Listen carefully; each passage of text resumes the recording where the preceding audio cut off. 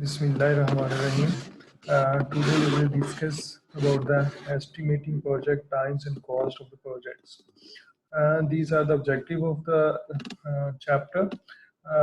Number one, understand estimating project times and cost are the foundation of project planning and control.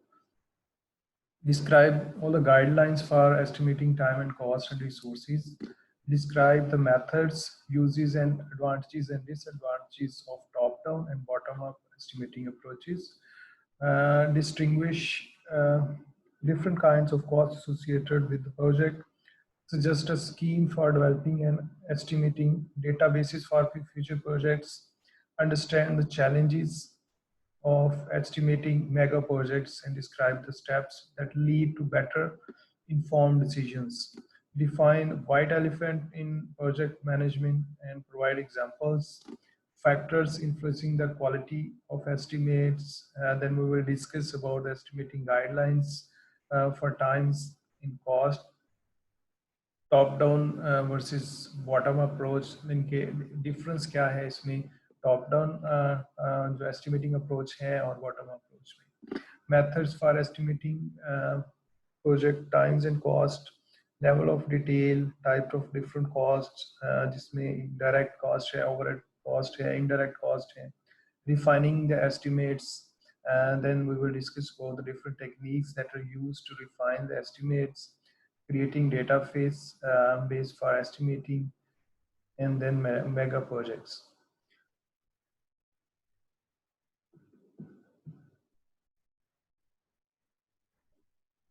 Estimating. So what is estimating and why it is used in projects?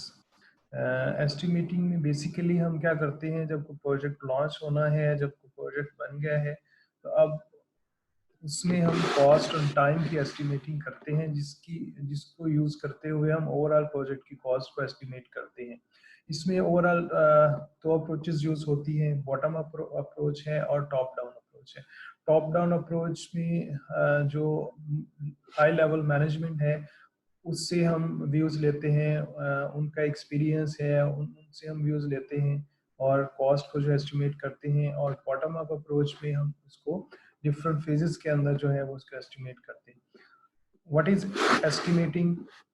The process of forecasting or approximating the time and cost of completing project deliverables. Means के different जो project के deliverables हैं उनको complete करने में कितना time and कितना cost लगेगा, उसको हम डिफरेंट अप्रोचेस को यूज करते हुए, जिसमें हमने डिस्कस किया है टॉप डाउन अप्रोच और बॉटम अप्रोचेस को यूज करते हुए हम एस्टिमेशन करते हैं. The task of balancing expectations of stakeholders and need for control while the project is implemented. This is also called estimating. Types of estimates: top-down estimates and bottom-up estimates.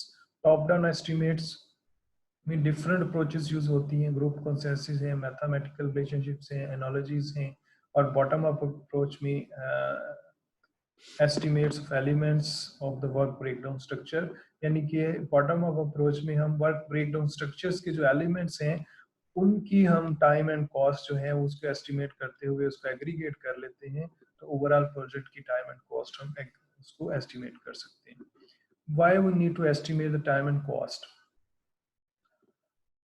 To support good decisions, if we estimate time and cost, accurate information, we can take good decisions.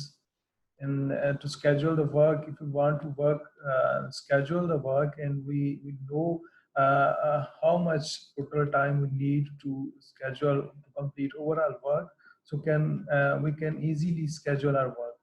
To determine how long the project should take and its cost. If we have good estimation of time and cost, we can easily determine what is the total time and total cost required to complete the project. To determine whether the project is worth doing, so if we have estimate and we have good estimations of time and cost, so we can judge whether the project is worth doing for us or not. To develop the cash flows needs, for example, in terms of finance, we want to estimate the cash flows and हम इसमें cost and benefit analysis करना चाह रहे हैं कि इस project में invest करने से हमें इसमें कोई फ़ायदा होगा या नुकसान होगा, तो टाइम एंड कॉस्ट एस्टिमेट्स में हम अपने कैश इनफ्लोज को भी एस्टिमेट कर सकते हैं। To determine how well the project is progressing, अगर हम इसमें एस्टिमेट्स हमने बेहतर किए हैं या अच्छे एस्टिमेट एक्यूरेट एस्टिमेट्स किए हैं, तो हम प्रोजेक्ट की प्रोग्रेस को भी डिटरमिन कर सकते हैं। To develop time phase budgets and establish the project baseline, इसी तरह से एक्यूरेट टाइम एंड कॉस्ट की अगर फोरकास्टिंग की है, तो हम बेसलाइन बजट जो है वो भी इजीली बना सकते हैं। Factors influencing the quality of estimates, अब जो हम एस्टिमेशन कर रहे हैं वो कितनी एक्यूरेट है, it depends on the number of factors. For example the first one is planning horizon. Planning horizon means कि हम जो प्रोजेक्ट जिसके लिए हम फोरकास्टिंग कर रहे हैं वो कब इनिशिएट होगा और कब कंप्लीट होगा। अगर हम प्रोजेक्ट जो इनिशिएट कर रहे हैं, फॉर एग्जांपल वो नेक्स्ट वीक में स्टार्ट हो रहा है और उसका कोई ड्यूरेशन भी इतना लंबा नहीं है, तो उसकी एस्टिमेशन जो है वो ज़्यादा एक्यूरेट हो सकती है एज कम्पेयर टू एक प्रोजेक्ट जो आफ्टर 6 मंथ्स स्टार्ट होगा और वो लंबे ड्यूरेशन में चलेगा, उसकी एस्टिमेशन जो है वो वीक हो सकती है। प्रोजेक्ट ड्यूरेशन, ये बात हमने डिस्कस कर ली, प्रोजेक्ट ड्यूरेशन पे भी डिपेंड करता है। अगर प्रोजेक्ट ड्यूरेशन जो लंबा है, ज़्यादा अरसे के लिए चलने वाला प्रोजेक्ट है, ऑनगोइंग प्रोजेक्ट है, उसके लिए टाइम एंड कॉस्ट एस्टिमेशन इतनी एक्यूरेट नहीं होती। Then the third factor is people. The estimation of cost and time is also depends on the people who are doing estimation. It depends on the skills of that people. For example, जो लोग estimation कर रहे हैं उनके अंदर कितनी skills हैं, वो कैसे उन चीज़ों को फोरकास्ट करते हैं।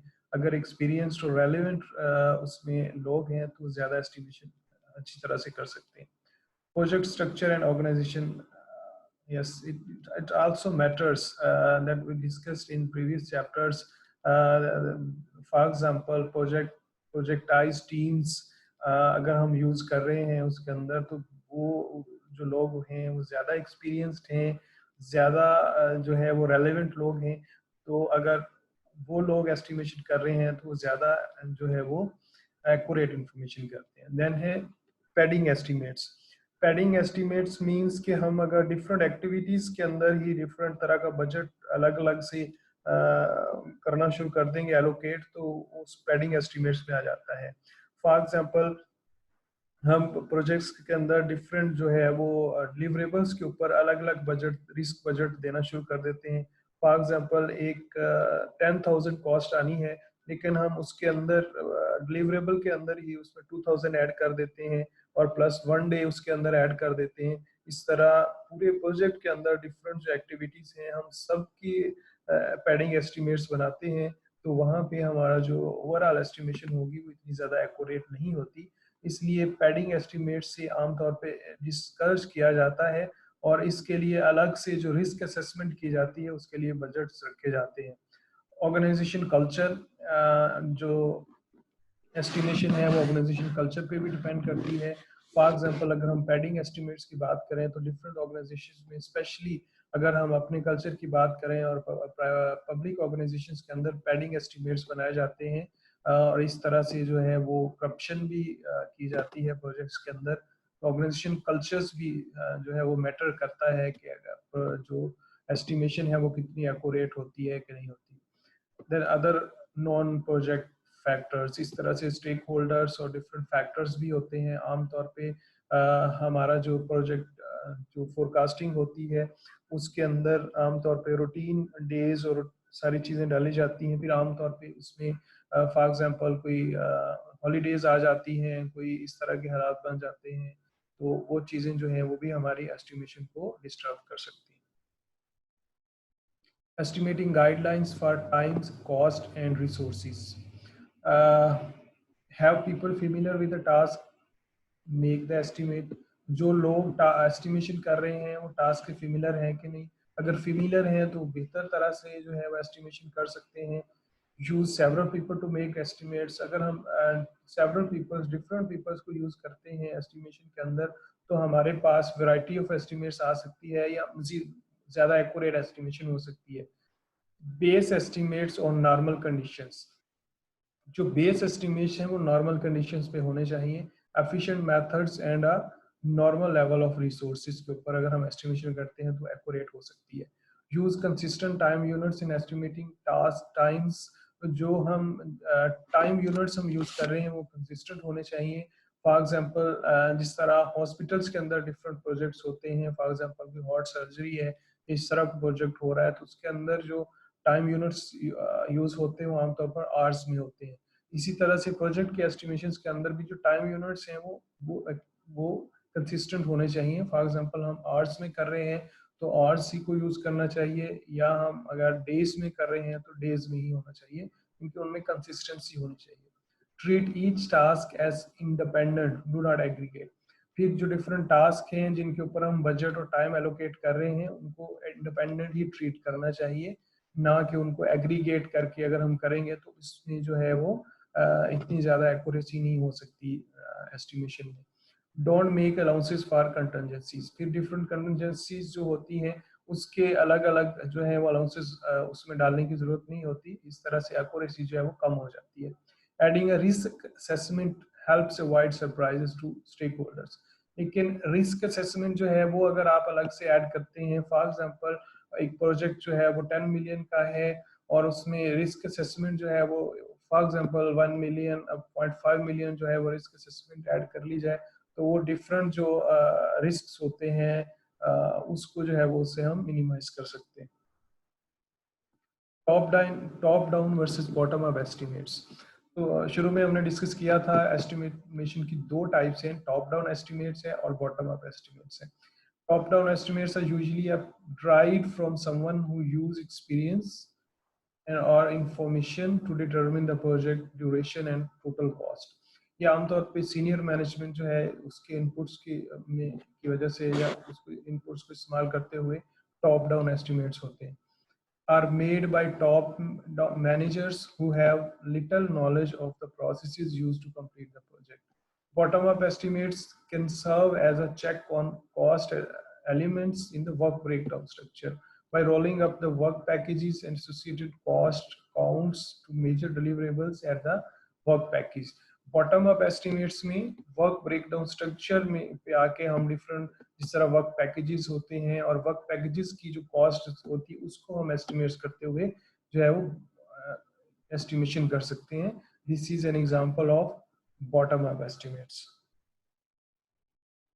Top down estimates conditions for preferring top down और बॉटम अप एस्टिमेट्स। जो दोनों अप्रोचेस हैं वो दोनों ऐसा नहीं है कि दोनों ही बेहतर हैं या दोनों ही जो है वो इतनी बेहतर नहीं है। It depends on the conditions. तो ये वेरी करता है किसी कंडीशन में टॉप डाउन एस्टिमेट्स बेहतर हो सकते हैं, ज़्यादा एक्यूरेट हो सकते हैं, और किसी कंडीशन में बॉटम अप जो एस्टिमेट्स हैं वो हो सकते हैं। For example when we talk about strategic decision making, so we should go towards top down estimates। यहाँ पे top down estimates हैं वो ज़्यादा बेटर हो सकते हैं। cost and time important, high uncertainty। तो when we talk about high uncertainty, तो वहाँ पे अगर हम वर्क ब्रेकडाउन स्ट्रक्चर में वर्क पैकेजेस की एस्टिमेशन करेंगे तो वो ज़्यादा एक्यूरेट हो सकती है, मीन्स कि बॉटम अप एस्टिमेट यहाँ पे बेटर हो सकता है। जहाँ पे अनसर्टेनिटी ज़्यादा है वहाँ पे टॉप डाउन एस्टिमेट्स ज़्यादा बेटर हो सकते हैं। इंटरनल स्मॉल प्रोजेक्ट्स, अगर किसी ऑर्गेनाइजेशन के अंदर ही प्रोजेक्ट्स हो रहे हैं, इंटरनल और स्मार्ट प्रोजेक्ट्स हैं, तो उसमें भी टॉप डाउन एस्टिमेट्स जो है वो बेटर हो सकते हैं। फिक्स प्राइस कॉन्ट्रैक्ट, यहाँ पे बॉटम अप एस्टिमेट्स ज़्यादा एक्यूरेट हो सकते हैं। कस्टमर वांट्स डिटेल्स, यहाँ पे भी बॉटम अप एस्टिमेट्स ज़्यादा एक्यूरेट हो सकते हैं। अनस्टेबल स्कोप, अगर स्कोप जो है हमारे प्रोजेक्ट का किसी प्रोजेक्ट का अनस्टेबल है, यानी कि उसमें चेंजेस आ रही हैं और वो डिपेंड करता है मार्केट कंडीशंस के ऊपर या जो स्टेक होल्डर्स या एंटिटीज के ऊपर, तो उसके लिए भी टॉप डाउन एस्टिमेट्स जो है वो ज़्यादा एक्यूरेट हो सकते हैं। Estimating project preferred approach, make rough top down estimates. तो सबसे पहले रफ जो है वो टॉप डाउन एस्टिमेट्स यूज करना चाहिए बना के, उसके बाद develop the work breakdown and organization breakdown structure. फिर उसके बाद वर्क ब्रेकडाउन स्ट्रक्चर जो है, work breakdown structure organization breakdown structure है, उसको डेवलप किया जाए। मेक बॉटम अप एस्टिमेट्स, फिर हमारे पास वर्क ब्रेकडाउन स्ट्रक्चर होगा तो हम बॉटम अप जो है वो एस्टिमेट चूज कर सकते हैं, क्योंकि यहाँ पे हमें वर्क पैकेजेस की जरूरत होती है। तो हम वर्क पैकेजेस का टाइम और वर्क पैकेज की कॉस्ट को एस्टिमेट करते हुए फिर एग्रीगेट करके बॉटम अप अप्रोच को यूज करते हुए एस्टिमेशन कर सकते हैं। डेवलप स्केड्यूल एंड बजट्स, फिर उसके बाद जो है वो हम स्केड्यूल और बजट्स बना सकते हैं। Reconcile the difference between top down bottom up approaches, फिर यहाँ पे हमारे पास टॉप डाउन एस्टिमेट्स का भी आ जाएगा बजट और बॉटम अप का भी। फिर यहाँ पे हम उस डिफरेंस को देख सकते हैं कि टॉप डाउन एस्टिमेट्स ज्यादा एक्यूरेट है या बॉटम अप एस्टिमेट ज्यादा एक्यूरेट है। Top down approaches, top down estimate में कौन कौन सी अप्रोचेस हो सकती हैं? कंसेंसस मेथड है, इसमें जो है वो रायशुमारी हो सकती है या जो है वो कंसेंसस मेथड हो सकता है। इसमें होता क्या है कि हम डिफरेंट एक्सपर्ट्स को इनवाइट कर लेते हैं और उस पर डिस्कशन करते हैं, फिर उनका ओपिनियन लेते हुए जिसमें कंसेंसस ज्यादा या ज्यादा होता है जिस तरफ, वो हम उसको एस्टिमेट को या उस जो एस्टिमेशन या फोरकास्टिंग है उसको हम चूज कर लेते हैं। इसके बाद रेशियो मेथड है। रेशियो मेथड्स के अंदर जो है हम रेशियोज इस्तेमाल करते हुए भी टाइम एंड कॉस्ट को कैलकुलेट कर सकते हैं। फॉर एग्जांपल हमने 3 स्क्वायर फीट का जो है वो कोई चीज़ बनानी है या कोई बिल्डिंग बनानी है, तो उसकी कॉस्ट फॉर एग्जांपल उसकी लेबर जो है वो पर स्क्वायर फुट अगर है $300 और उस पर टाइम जो लगता है वो 3 आवर्स पर स्क्वायर फीट लगता है, तो इस तरह से हम उसको कैलकुलेट करते हुए भी जो है वो टॉप डाउन अप्रोच को यूज करते हुए जो है इसको कैलकुलेट कर सकते हैं टाइम एंड जो है वो कॉस्ट को। Apportion method estimate cost time in apportions. For example plumbing heating 15%, तो इसमें हम डिफरेंट पोर्शन उसको एलोकेट कर देते हैं। फॉर एग्जांपल प्लम्बिंग के जो है वो 15% कॉस्ट है या 50% ओवरऑल जो टाइम है प्रोजेक्ट का उसका 50% प्लम्बिंग का है। इस तरह अगर कोई पेंट करना है तो 10% उसका टाइम है। इस तरह पोर्शन मेथड को यूज करते हुए हम कर सकते हैं। फंक्शन पॉइंट मेथड, इसमें हम इनपुट्स और नंबर ऑफ आउटपुट्स को, नंबर ऑफ इंक्वायरीज को, इसकी जो है इसको एवरेज और हाई जो है वो कम्प्लेक्सिटी के हिसाब से हम जो है वो नंबर देके भी जो है वो एस्टिमेशन कर सकते हैं। इसकी एग्जांपल हम आगे जाके देखेंगे। Learning curves, projects requires that the same task, group of tasks or products be repeated several times। तो जो प्रोजेक्ट जो है वो सिमिलर नेचर के होते हैं उसमें हम प्रीवियस जो है वो कॉस्ट और प्रीवियस जो हमारा एक्सपीरियंस है उसको यूज करते हुए जो है जो टाइम एंड कॉस्ट को एस्टिमेट कर सकते हैं। Portion method, this is one of the example of portion method. For example, we have total project cost 5 lakh US dollars, and we can allocate budget. For example, to design is 20% of total budget, program is 30%, test 40%, document 5%, and produce series 5%। इस तरह से जो है हम apportion method से अपना जो time and cost को एस्टिमेट कर सकते हैं। Simplified basic function point count, ये बेसिक फंक्शन पॉइंट की एक एग्जांपल है। एलिमेंट्स में number of units, for example उसकी कॉम्प्लेक्सिटी लो है तो उसको हम 2 नंबर दे सकते हैं। एवरेज है तो उसको 3 दे सकते हैं। हाई है तो उसको 4 दे सकते हैं। नंबर ऑफ इनपुट्स, इसमें इसी तरह से इसकी कॉम्प्लेक्सिटी आ जाती है। इस तरह से हम उसको टोटल करके उसकी टोटल कॉम्प्लेक्सिटी कर सकते हैं। फॉर एग्जांपल एक प्रोजेक्ट में नंबर ऑफ फाइल्स यूज हो सकती हैं, उसकी कॉम्प्लेक्सिटी लो है, हाई है, एवरेज है, तो उसको हम यूज करते हुए इसको एस्टिमेट कर सकते हैं। For example we have total inputs 15, outputs 5, inquiries 10, 30 files, 20 interfaces। इसकी complexity अगर लो है तो 2 आ जाएगा, एवरेज है तो 6 आ जाएगा। इस तरह से हम उसको मल्टीप्लाई कर सकते हैं। Application of complexity factors, element inputs, we have total 15 elements, input number of inputs, and their complexity is 2। So we can multiply this with 2, यहाँ पे 30 आ जाएगा। इसी तरह से आउटपुट से इसको हम मल्टीप्लाई करके टोटल कर सकते हैं, तो इसकी जो पॉइंट्स बनेंगे वो 60 बनेंगे। applied and the function point count is total 660. Given this count and the fact that one person month has historically been equal to 5 function points, the job will require 132 person months. Assuming you have 10 programmers who can work on these tasks, the duration would be approximately 13 months. The cost is easily derived by multiplying the labor rate per month times 132 person months. For example, if the monthly programmer rate is 4,000 US dollars, then the estimated cost would be 5,28,000। तो इस तरह से हम करके ये function based method है उसको use करते हुए इसकी कॉस्ट को एस्टिमेट कर सकते हैं। Bottom up approaches for estimating project time and cost. Bottom up approaches में क्या है, एक कंप्लीट मेथड है। कंप्लीट मेथड में सिमिलर प्रीवियस प्रोजेक्ट्स अगर सिमिलर है तो उसके हम जो कॉस्ट है या टाइम है उसको एज अ बेस लाइन या स्टार्टिंग पॉइंट यूज करते हुए जो है वो न्यू प्रोजेक्ट का टाइम एंड कॉस्ट जो है वो उसको एस्टिमेट कर सकते हैं। Parametric procedures applied to specific task.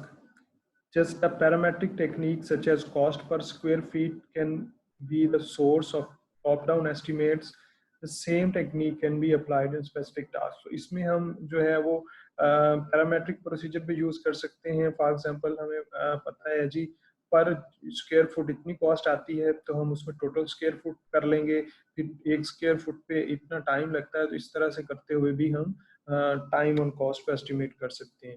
Range estimates, it is useful when we have significant uncertainty associated with the time cost to complete। अगर हमें टास्क टाइम एंड कॉस्ट जो है उसको एस्टिमेट करते हुए बहुत ज़्यादा अनसर्टेनिटी का सामना है तो हम रेंज एस्टिमेट्स को यूज़ कर सकते हैं। This requires 3 times estimate. तो इस पे हमारे पास उसकी डिपेंड करता है अनसर्टेनिटी का लेवल क्या है, लो लेवल, एवरेज लेवल और हाई लेवल। 3 लेवल्स के ऊपर हम एस्टिमेट्स कर सकते हैं जहाँ पे अनसर्टेनिटी ज्यादा है। अब हमारे पास लो लेवल अनसर्टेनिटी भी टोटल टाइम एंड कॉस्ट आ गया, एवरेज भी आ गया, हाई आ गया, हाई पे भी आ गया, तो हम इजीली जो है वो आइडेंटिफाई कर सकते हैं कि अनसर्टेनिटी जो है उसका लेवल ये है, तो हमारे पास फॉर एग्जांपल उसका लेवल लो है तो कॉस्ट इतनी आएगी, टाइम इतना लगेगा। अगर अनसर्टेनिटी का लेवल हाई है तो इतना कॉस्ट और इतना टाइम आ सकती है। हाइब्रिड फेस एस्टिमेटिंग, जहाँ पे अनसर्टेनिटी बहुत ज़्यादा हो वहाँ पे एक और टेक्निक भी यूज़ हो सकती है, हाइब्रिड फेस एस्टिमेटिंग। इसमें बेसिकली हम फेस एस्टिमेटिंग करते हैं, यानी कि डिफरेंट फेसेस के ऊपर जाके एस्टिमेट करके फिर उसको एग्रीगेट कर सकते हैं। This approach is used for more complex projects when we are unable to estimate cost and time of entire project because of unusual amount of uncertainty surrounds a project and it's impractical to estimate time and cost of the entire project. For example, support for cost estimate, तो एक तो इस पे हम जो है bottom up approach में इस तरह से कॉस्ट एस्टिमेट कर सकते हैं। ऑर्गेनिक वाइन लॉन्च प्रोजेक्ट है, उसमें for example work breakdown structure जिसमें अनसर्टेनिटी के डिफरेंट लेवल्स की हमने बात की थी। फॉर एग्जांपल लो लेवल में उसने 4 डेज रखे हैं, एवरेज में भी 1 डे रखा है और हाई जहाँ पे अनसर्टेनिटी है वहाँ पे 3 डेज रखे हैं और उसकी एवरेज है 2। इस तरह से करते हुए हम जो है उसको रिस्क को असेस कर सकते हैं। इसी तरह से जो हाइब्रिड फेज एस्टिमेटिंग है उसकी हम जो एस्टिमेटिंग है वो डिफरेंट फेज पे करते हैं। फॉर एग्जांपल एक प्रोजेक्ट के डिफरेंट फेसेस हैं जिसमें नीड असेसमेंट करते हैं, स्पेसिफिकेशंस हैं, डिज़ाइन है, प्रोड्यूस है और डिलीवर है। तो हम कॉस्ट जो है उसको डिफरेंट फेसेस पे जो एस्टिमेट करते हैं। फॉर एग्जांपल पहले हम मैक्रो एस्टिमेट कर सकते हैं, फिर जो है वो दूसरे नंबर पे स्पेसिफिकेशंस में डिटेल एस्टिमेट होगा और फिर आगे मैक्रो होगा। यहाँ पे एस्टिमेट स्टार्ट होगा, डिटेल जो है वो डिज़ाइन में होगा और आगे मैक्रो एस्टिमेट होगा। इसी तरह से हम करते हुए फेस एस्टिमेटिंग करते हुए भी, जहाँ पे कॉम्प्लेक्सिटी बहुत ज़्यादा है जिन प्रोजेक्ट्स में ये हाइब्रिड फेस एस्टिमेटिंग करते हुए भी प्रोजेक्ट की टाइम एंड कॉस्ट को एस्टिमेट कर सकते हैं। top down and bottom up estimates. Top down estimates intended use, feasibility, conceptual phase, rough time, cost estimate, fund requirements, resource capacity. अब इनका यूज कहाँ पे है? प्रिपरेशन कॉस्ट, तो जहाँ पे कॉस्ट प्रिपरेशन हो रही है वहां पे हम यूज कर सकते हैं। एक्यूरेसी क्या है? -22 + 60%। मेथड कौन से हैं? Consensus, ratio, portion, function method और learning curves. Bottom up approaches के यूजेस क्या है? Intended use, budgeting, scheduling, resource requirements, fund timing. Accuracy क्या है? -10 to 30%, -2 + 30। मेथड्स, टेम्पलेट मेथड्स या पैरामेट्रिक है, वर्क ब्रेकडाउन, स्ट्रक्चर, पैकेजेस है। लेवल ऑफ डिटेल, फिर उसके बाद जी कि हमें एक जो इंफॉर्मेशन है उसका कितना डिटेल चाहिए, उसका लेवल क्या होना चाहिए। Level of details is different for different levels of management. It depends कि मैनेजमेंट का लेवल क्या है, ये उस पर वेरी करता है। Level of detail in the work breakdown structure varies with the complexity of the project. जहाँ पे कम्प्लेक्सिटी ज़्यादा है वहाँ पे डिटेल ज़्यादा रिक्वायर होती है, जहाँ पे लेवल ऑफ कम्प्लेक्सिटी कम है वहाँ पे लेवल जो है वो डिटेल जो है वो कम चाहिए होती है। एक्सेसिव डिटेल इज कॉस्टली, तो जहाँ पे हम एक्सेसिव डिटेल इकट्ठी करना शुरू कर देते हैं बट ये कॉस्टली होती है, टाइम कंज्यूमिंग होती है। Fact fosters focus on departmental outcomes, create unproductive paperwork. Insufficient detail is costly. Insufficient detail भी costly है, but it depends on the complexity of the project. Complexity हमें guide करेगी कि हमने कितनी डिटेल लेनी है किसी चीज की। Lack of focus on goals, अगर हम डिटेल जो है वो कम रखते हैं, insufficient डिटेल के साथ जाते हैं, तो हो सकता है कि हम अपना फोकस जो है वो ना कर पाए गोल्स के ऊपर। Wasted effort is non-essential activities. Types of costs: direct costs, costs that are clearly chargeable to a specific work package, labor, material, equipment and other costs, जो डायरेक्टली इन्वॉल्व होती हैं किसी प्रोजेक्ट में, किसी काम में, किसी टास्क में, वो डायरेक्ट कॉस्ट होती है। उसके बाद है direct overhead cost, costs incurred that are directly tied to an identifiable project, deliverable or work package. For example, salary, rent, supplies, specialized machinery. जो डायरेक्टली उस प्रोजेक्ट के अंदर इन्वॉल्व है, फॉर एग्जांपल सैलरी है, रेंट है, उसमें आ जाएगी। General and administrative overhead cost, organization cost indirectly linked to specific package that apportion to the project। फिर उसके बाद जनरल कॉस्ट है या एडमिनिस्ट्रेटेड ओवरहेड कॉस्ट है जो डायरेक्टली इन्वॉल्व नहीं है, इनडायरेक्टली लिंक है। फॉर एग्जांपल आप सिक्योरिटी के अखराजात हैं या एक्सपेंसेस हैं, इस तरह की एग्जांपल्स हो सकती हैं। कॉन्ट्रैक्ट बिड समरी कॉस्ट, इसमें हम इस तरह से करते हुए टोटल जो है वो कॉस्ट की समरी बना सकते हैं।